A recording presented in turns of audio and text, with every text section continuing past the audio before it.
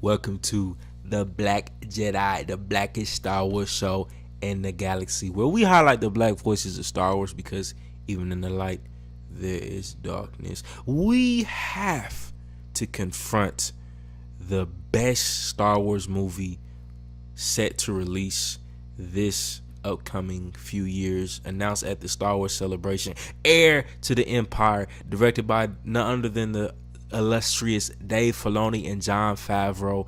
KJ, we are in very great hands. In my honest and humble opinion, I think this is the most promising Star Wars movie out of the movies that were announced previously.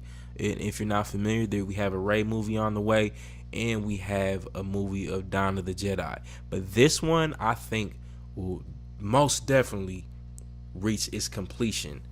Because if you know the repertoire of Dave Filoni and Jon Favreau, you know these are people that get stuff done. Now, you know this is the Black Jedi, and these are white males, but they are white males that have delivered.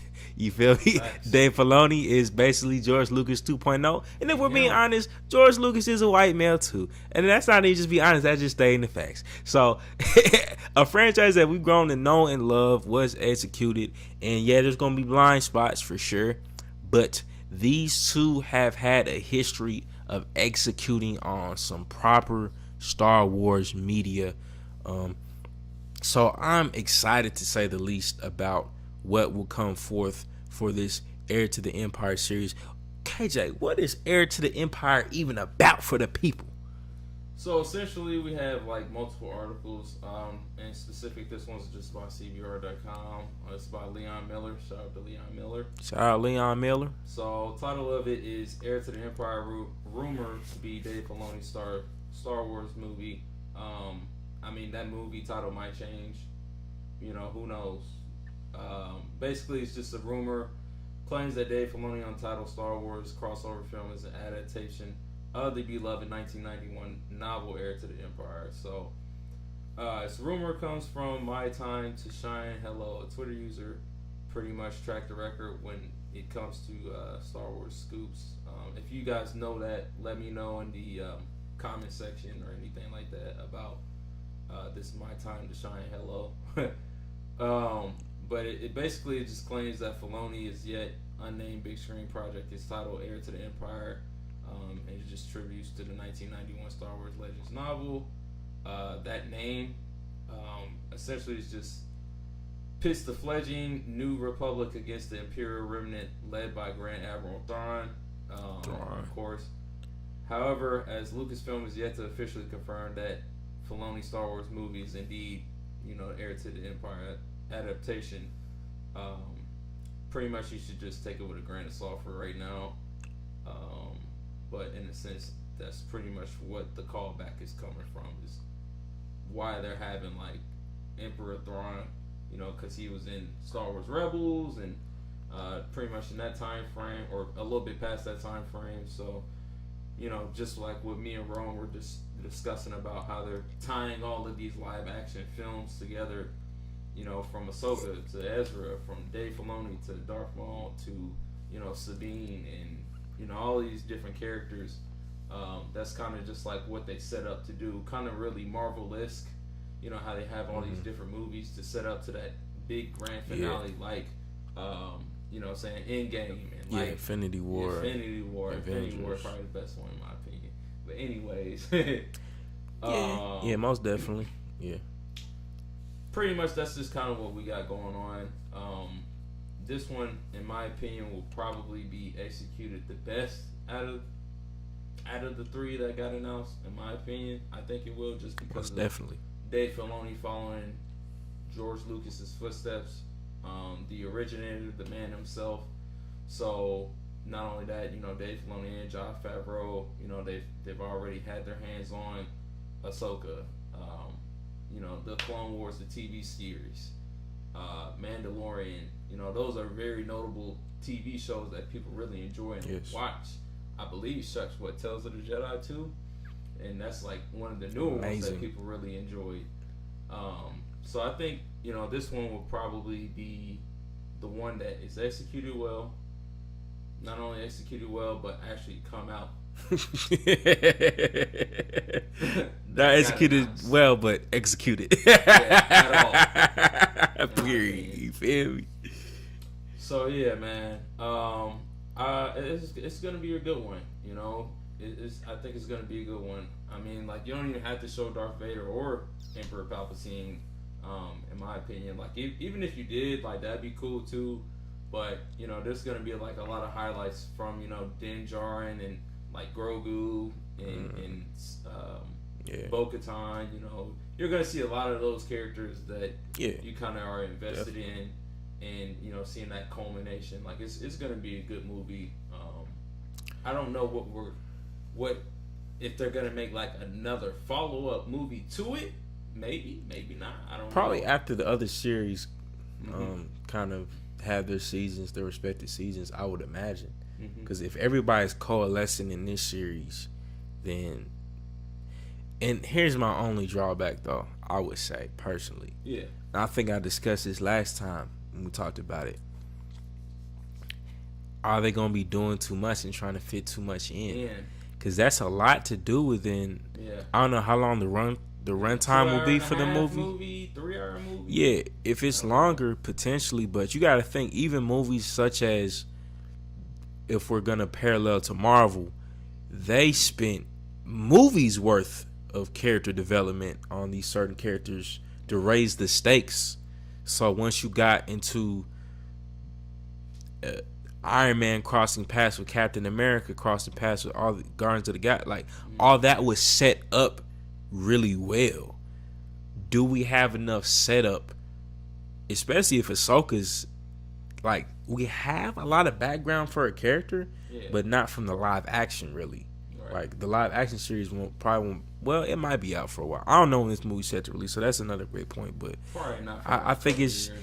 To me, it is a very ambitious task. Is my biggest concern to fit all these characters in. And are they gonna be properly written out? Like we said, we have high hopes because Dave Filoni, right? He's George Lucas 2.0 basically. Yeah.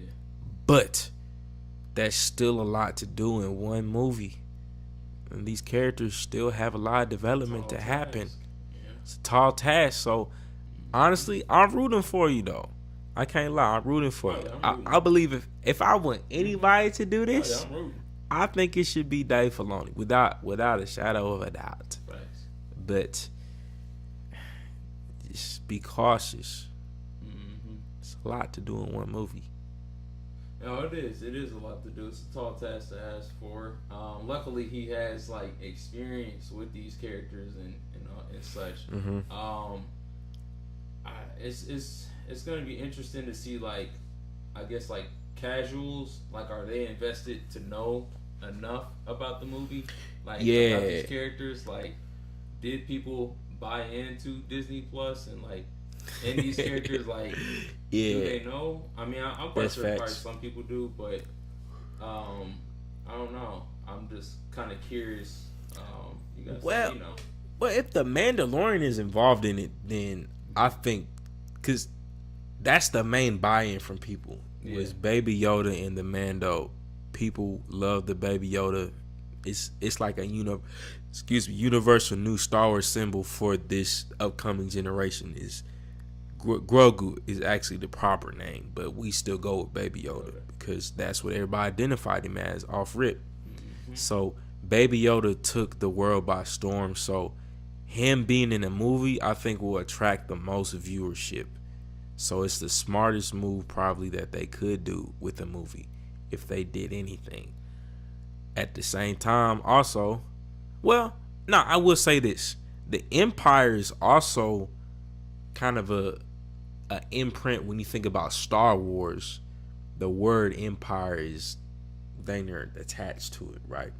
Your new empire, the Empire. You know what I'm saying? The Empire Strikes Back. You feel me? Right. The Empire has always kind of been this essential force of evil and darkness and a constant thing throughout Star Wars. So I think it'll grab old fans and new fans alike because we've all had this shadow or sense of the Empire's presence all throughout Star Wars. So a movie named that, I can only imagine, is going to be crazy for attracting viewership and watch time. So yeah. Then of course, you know, you got, hopefully they market the movie right, and you know what I'm saying. yeah. Of course, like word of mouth. People, if people like end up actually thinking it's gonna be a good movie, people be like, hey, you really need to watch this one. And all of those. So that is another thing. People, word of mouth and marketing. And of course, like they don't have to do it too crazy because it's just Star Wars. Like everybody, most people know Star Wars, but it'll definitely be interesting. I just hope, again, just execute the story, make sure things is written pretty well, have something very intriguing. Of course, it's gonna look good, and hopefully it'll be interesting to see, you know, who they cast as like Thrawn and like what to do with his character, and just kind of like the conflict between him and going forward with like the Empire and whatnot. And so we'll see what happens. I don't know. Anything you got? I think Grand Admiral Thrawn as the prime villain would be amazing to see on screen. Oh yeah. I think that's going to be phenomenal. So they have to pick the right actor for sure. Like somebody that's very menacing. Yeah. They have to be menacing. They have to have the right delivery. Yeah, let us know who would you guys like to see As Grand Admiral Thrawn. Who would be the best actor for the task? But as always, like this video, hit that subscribe button, and make sure you stay tapped into the blackest Star Wars show in the galaxy, because even in the light there is darkness. So we have to highlight the black voices of Star Wars, because the Black Jedi are out there. They just need a space to flourish. So come flourish in the galaxy with us, and we will see you on the next video. Peace.